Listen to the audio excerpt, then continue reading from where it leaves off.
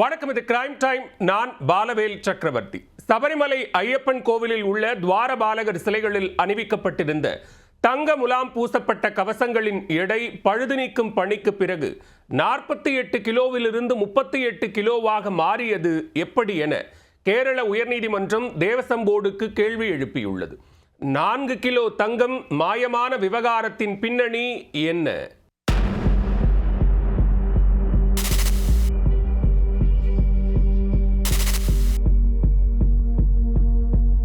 கேரள மாநிலம் பத்தனம்திட்டா மாவட்டத்தில் உள்ள சபரிமலை ஐயப்பன் கோவிலின் மண்டல பூஜை காலம் அடுத்த 2 மாதங்களில் துவங்க உள்ளது. இந்நிலையில் கோவிலில் பராமரிப்பு பணிகளை திருவிதாங்கூர் தேவசம் போர்டு தீவிரப்படுத்தி உள்ளது.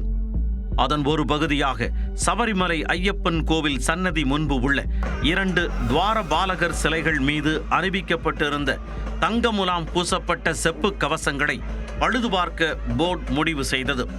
கடந்த 2019ஆம் ஆண்டு உன்னிகிருஷ்ணன் போற்றி என்பவர் உபயமாக வழங்கிய இந்த கவசங்களை சென்னை அம்பத்தூரில் உள்ள ஸ்மார்ட் கிரியேஷன்ஸ் ஏஜென்சி தயாரித்து வழங்கியிருந்தது.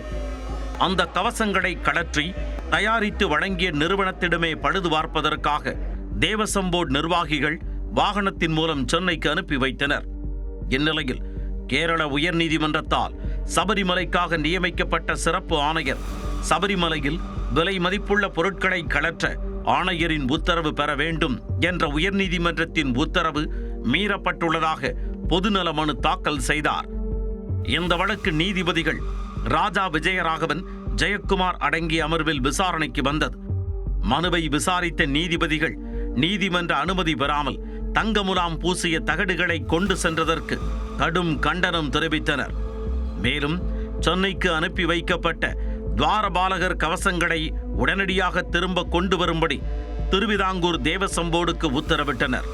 நீதிமன்றத்தின் அனுமதி பெற போதிய கால அவகாசம் இருந்தும் தேவசம் போர்டு அதை ஏன் செய்யவில்லை என கேள்வி எழுப்பிய நீதிபதிகள் தேவசம் போர்டு சார்பில் மறுநாள் பதிலளிக்க உத்தரவிட்டனர். இந்நிலையில் மறுநாள் மீண்டும் விசாரிக்கப்பட்ட இவ்வழக்கில் தங்க முலாம் சேதமடைந்து இருந்ததால் அதை கழற்றி சரி செய்ய சென்னைக்கு கொண்டு சென்றதாகவும் தங்க முலாம் பூசப்பட்ட கவசத்தை கழற்றும் போது தந்திரி மற்றும் ஆபரண கமிட்டியிடம் அனுமதி பெற்றதாகவும் தேவசம் போர்டு விளக்கம் அளித்தது. திருவாபரண பெட்டிக்கு பொறுப்பு வகிக்கும் தேவசம் போர்டு கமிஷனர், கோவில் பொற்கொல்லர், போலீஸ் எஸ்ஐ உள்ளிட்ட பிரதிநிதிகளே அந்த ஆபரணங்களை சென்னைக்கு எடுத்துச் சென்றனர் என்றும் தெரிவிக்கப்பட்டது. மேலும் நீதிமன்றம் கேட்டிருந்த அனைத்து ஆவணங்களையும் தேவசம் போர்டு சார்பில் ஒப்படைக்கப்பட்டது. இதனைத் தொடர்ந்து நீதிபதிகள் கடந்த 2019ஆம் ஆண்டு கவசத்திற்கு தங்கமுலாம் பூசும் பணியின் போது 42 கிலோவாக இருந்த துவாரபாலகர் கவசங்களின் எடை திருப்பி கொண்டு வரும் பொழுது 38 கிலோவாக குறைந்தது எப்படி என கேள்வி எழுப்பினர்.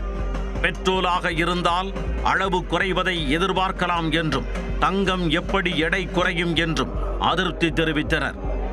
இந்த விவகாரத்தில் சந்தேகம் எழுந்துள்ளதாக குறிப்பிட்டுள்ள நீதிபதிகள் இது குறித்து விசாரித்து 3 வாரங்களுக்குள் அறிக்கை சமர்ப்பிக்குமாறு தேவசம் விஜிலன்ஸ் துறைக்கு உத்தரவிட்டுள்ளது.